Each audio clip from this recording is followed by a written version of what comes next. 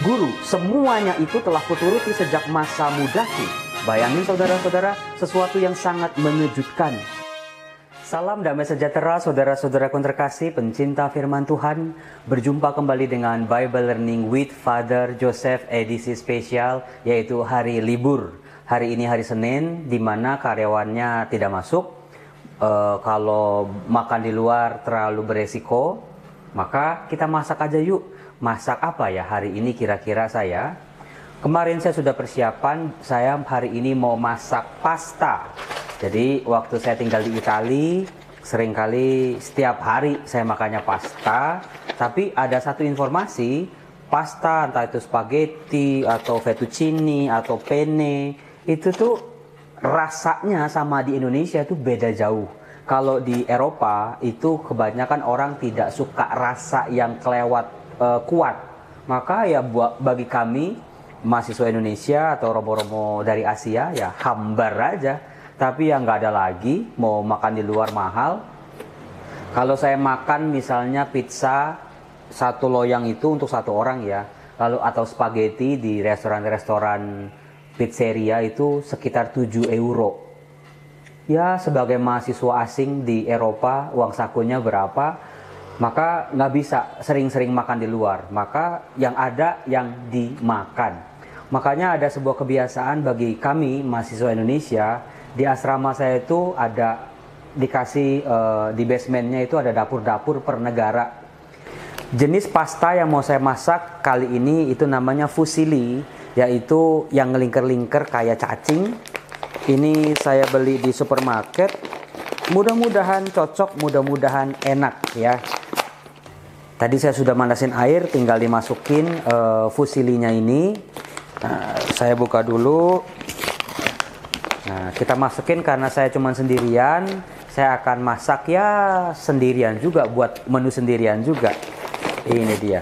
Tinggal kita masukin seberapa mau kita, cukupnya aja. Nah, kayaknya sudah masuk ya sepiring kecil lah. Lalu juga saya sudah beli daging, yaitu ayam beku. Nanti tinggal kita masukin aja. Ayam bekunya saya beli kemarin berapa ya, 50 gram lah. Sebetulnya saya jarang makan daging, tetapi ya supaya ada rasa-rasanya, ada bumbu-bumbunya. Ini karena beku ya jadi rada susah nih. Ya cukup buat perasa-perasa saja. Pastanya sudah dimasukin ke air mendidih. Kemudian juga dagingnya, daging ayam, itu dada ayam sudah dimasukin. Nah sekarang tinggal ragunya atau bumbunya. Orang Italia itu bilang ragu. Nah di sini di tangan saya ini ada dua. Mau yang ragunya tomat atau pomodoro bahasa Italinya, atau yang jamur. Kalau Anda suka yang mana? Mau yang jamur atau yang tomat? Kalau saya mau yang jamur dulu deh. Saya ini udah beli instan. Ini produk dari Jepang. Mereknya saya nggak tahu karena tulisannya Jepang gitu. Kita buka dulu ya. Harus cari pisau ini. Nah ini tingkat kematangannya harus dijaga supaya tidak lodoh atau tidak keras ya. Ibu-ibu pasti tahu lah cara masaknya. Ayamnya harus betul-betul mateng, jangan sampai mentah. Kemudian nanti setelah pastanya mateng, kita baru masak ragunya atau sausnya. Nah, saudara-saudara, sambil nunggu ini matang, kayaknya nggak asik kalau Bible Learning cuma masak doang. Saya akan membacakan untuk Anda bacaan Injil hari Senin, tanggal 28 Februari. Inspirasi apa yang kita dapat ketika sambil masak? Coba ya. Diceritakan dalam bacaan Injil yang diambil dari Markus bab 10 ayat 17 sampai 27, yaitu seorang pemuda yang baik. Pemuda ini sejak masa mudanya dia sudah mengikuti hukum Taurat. Dia sudah beribadah kepada Allah.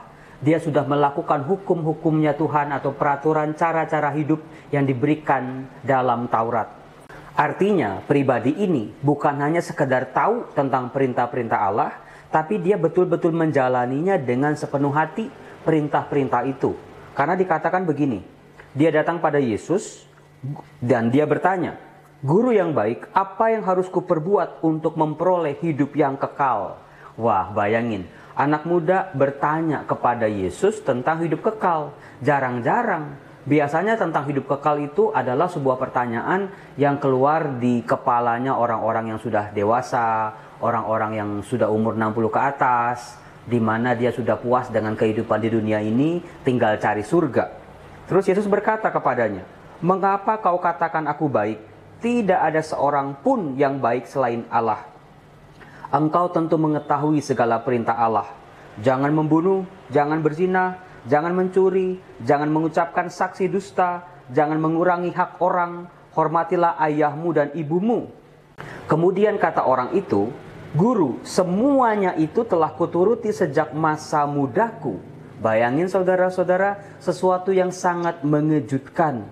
Bahwa pribadi ini adalah pribadi yang taat hukum, dia tahu hukum, dia menjalani hukum. Tetapi problemnya bagi para pengikut Yesus, untuk orang-orang yang mau mengikuti Yesus, mau jadi murid Yesus, apakah sekadar tahu dan menjalani hukum-hukum itu? Ternyata belum cukup. Dikatakan di ayat 21, Yesus memandang dia dan menaruh kasih kepadanya, lalu berkata kepadanya, "Hanya satu lagi kekuranganmu. Pergilah, jualah apa yang kau miliki, dan berikanlah itu kepada orang-orang miskin. Maka engkau akan memperoleh harta di surga. Kemudian datanglah kemari dan ikutlah aku." Tetapi saudara-saudara, sebuah undangan dari Yesus supaya orang ini bisa masuk lebih dalam lagi, memperoleh keselamatan, memperoleh harta di surga. Apa yang dia sudah jalani sudah baik, sudah betul, sudah benar di mata dunia, bahkan di mata agama yang dia anut.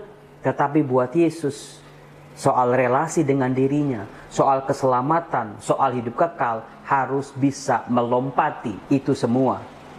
Sayangnya, si pemuda ini mendengar Yesus berbicara seperti itu, kecewa, lalu pergi dengan sedih, sebab banyaklah hartanya.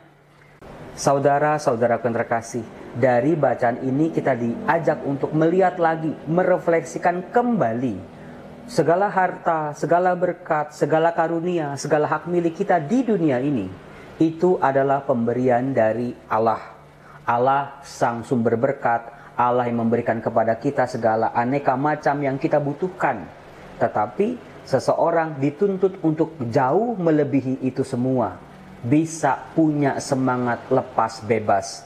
Jangan sampai harta yang adalah berkat dari Allah malah mengikat kita manusia sedemikian rupa sampai kita menjauh dari Allah, sampai kita tidak bisa mendekat pada Allah, sampai kita bahkan menomorduakan Allah sang pemberi aneka macam rahmat itu. Itulah saudara-saudara sebuah inspirasi yang kita dapat dari dapur Romo Yosef ini. Ternyata untuk bisa memperoleh hidup kekal, orang harus serius. Orang harus dengan sepenuh hati, tidak lekat oleh macam-macam hal-hal di dunia ini. Sama seperti masak, kalau kita masak itu cuma tahu aturan, baca peraturan, harus begini, harus begitu. Nggak bisa, jadinya pasti beda. Memasak butuh seni, butuh pengalaman, dan juga orang harus mau belajar lagi. Sampai dia menghasilkan makanan yang jauh lebih enak. Setiap hari pasti lebih enak lagi. Yuk kita lanjutin masaknya bareng-bareng saya. Mari. Jangan lupa kalau orang Italia itu masak pasta, dikasih garam sedikit di pastanya itu. Harus dikasih garam, kalau nggak mau pakai garam, pakai mentega juga boleh. Kasih garam dikit supaya itu pastanya nggak hambar. Kita bisa coba dulu dengan cara menekan-nekan, kayaknya sudah bisa goyang-goyang, berarti dia udah nggak keras. Bisa dicoba satu dulu, ditiup, jangan lupa, jangan sampai kepanasan.